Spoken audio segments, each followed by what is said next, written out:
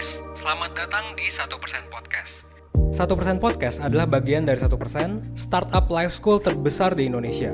Dalam podcast ini kita bakal ngebahas topik-topik seputar kesehatan mental, pengembangan diri, serta edukasi life skills dengan tamu yang handal di bidangnya. Kami ingin kamu untuk bisa mendapatkan insight baru dan berkembang seenggaknya 1% setiap harinya. So that's all, enjoy 1% Podcast untuk hidup seutuhnya.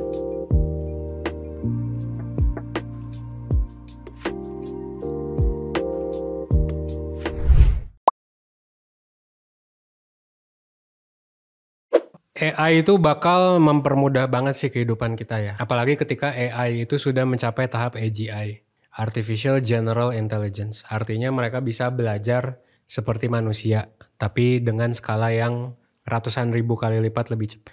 Sekarang udah muncul robot yang bisa rapihin kamar, yang bisa nyusun buku. Ini nyusun ke sini berdasarkan abjad. Udah ada sekarang yang bisa buang-buang sampah yang ada di sini, itu bisa banget sekarang AI. Jadi sekarang tuh udah jadi sekarang AI udah semaju itu guys. Gitu ya, tinggal gimana caranya biar AI ini lebih murah. Dan sekarang sudah murah. Semua orang bisa pakai large language model untuk ngebantu kehidupan mereka. Tinggal gimana cara robot jadi murah dong kalau gitu. Berarti tinggal nunggu waktu aja. Nah, artinya robot ini dan yang diisi AI di dalamnya itu mereka bisa menggantikan pekerjaan manusia sepenuhnya.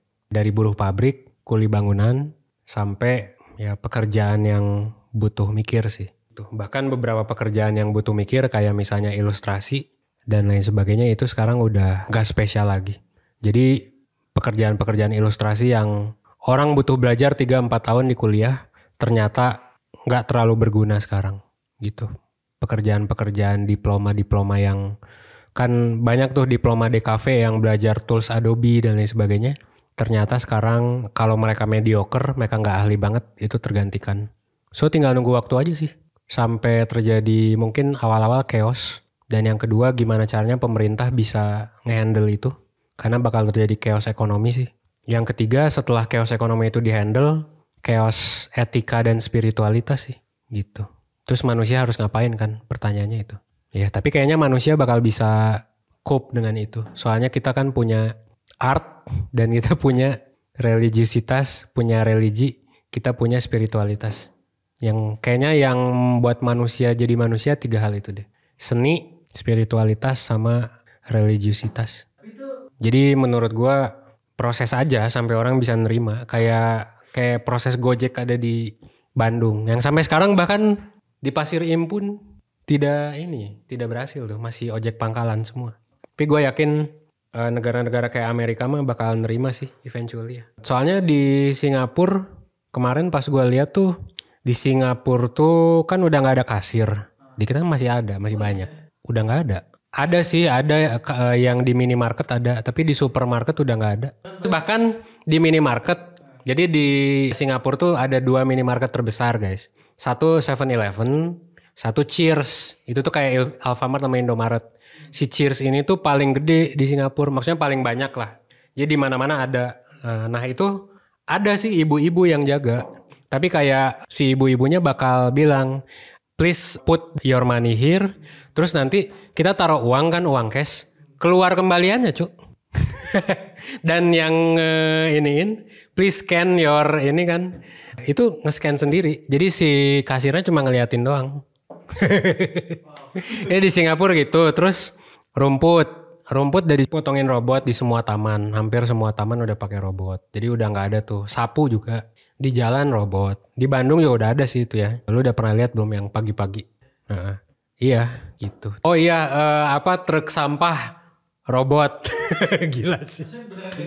Oh nggak tahu gue. Kayaknya ada yang nyetir deh. Tapi yang tong sampah, ngambil tong sampahnya terus giniin, terus diremek-remekin itu robot cuy.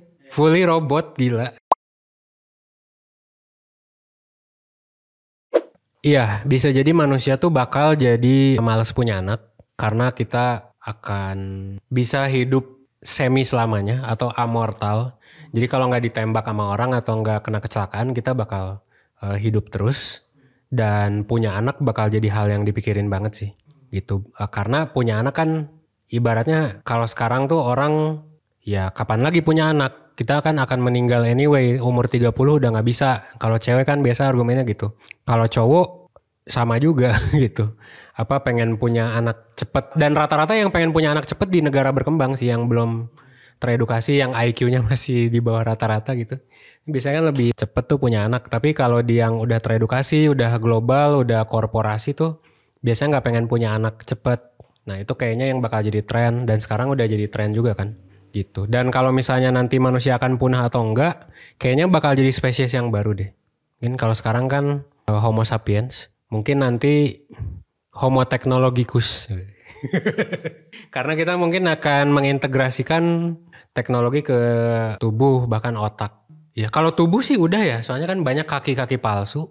Kaki tangan palsu tuh udah umum loh lagi-lagi di Singapura loh. Kayak gue banyak banget orang kayaknya pakai kaki palsu gitu. Terus orang-orang juga apa ya? Tapi ini orang yang males ya. Gue lihat di Singapura juga ada orang yang gemuk sih rata-rata. Itu kemana-mana beneran pakai, ya kalau kursi roda kan yang gini nih, yang konvensional. Ini mah yang kayak motor gitu. Itu beneran semua orang yang tua atau gemuk yang males tuh pakai itu. Jadi kayak itu sebenarnya udah rada-rada Homo technologicus tuh. Kan Homo sapiens lagi. Transhuman lah. Ya kayaknya kita juga sekarang udah transhuman. Bedanya adalah teknologi tuh ya di genggaman kita gitu. Tapi nanti mungkin bedanya adalah bukan di genggaman tapi dimasukin gitu. Dan itu sudah terjadi juga, ya udah jadinya. Oke, closing statement dari gue sih sebetulnya buat temen-temen ya wajar untuk takut sih, dan malah menurut gue punyalah rasa takut yang wajar pada AI, karena AI ini juga ada sedikit persentase dia akan menghancurkan dunia gitu. Gitu. Tapi di sisi lain juga be excited about it dan optimis aja sih bahwa AI ini bisa bikin kehidupan manusia lebih sejahtera, bahkan sampai ke aspek ekonomi, sosial, politik gitu. Semua tuh kalau udah diatur sama data yang valid dan reliable dan gak bias, itu nanti bakal kebantu sih manusia dari sana. Karena masih banyak hal-hal di sekitar kita yang masih bias, irasional, dan lain sebagainya gitu. Nah jadi manusia bisa fokus ke apa? Manusia bisa fokus ke 3 hal yang udah gue sebut di video ini ya. Seni, spiritualitas, religiusitas. Itu sebenarnya bahkan kalau kata si paling ateis ya, religiusitas tuh kayak kalau orang ateis kan mikirnya itu kekurangan. Tapi ya itu yang kita miliki sih. Art juga kan oleh para teknokrat gitu. Mungkin art dianggap sebagai hal yang gak meaningful karena ngapain lu bikin gambar-gambar sendiri selama sekarang udah bisa dibikin AI. Nah tapi ya itu yang manusia punya gitu. Bikin gambar sendiri selama 10 tahun gitu kan. Bikin paintings. Spiritualitas juga sama. Ngapain lu misalnya percaya sama higher being or something gak logis gitu. Stephen Hawking pasti bakal bilang itu gak logis. Tapi kayak ya spiritualitas lah yang bikin kita happy sebenarnya gitu. Karena orang-orang ateis kan depresi juga.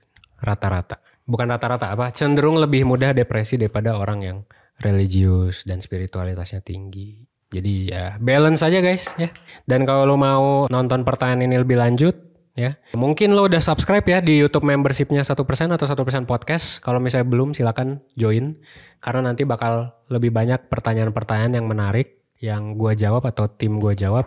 Semoga nanti itu bisa apa ya, ngebuka diskusi dan ngebuka cakrawala dan mungkin ngebantu lo untuk dapat insight ya buat apa yang harus lo lakuin selanjutnya dalam aspek apapun. Oke, gue Evanes 1%, well, thanks.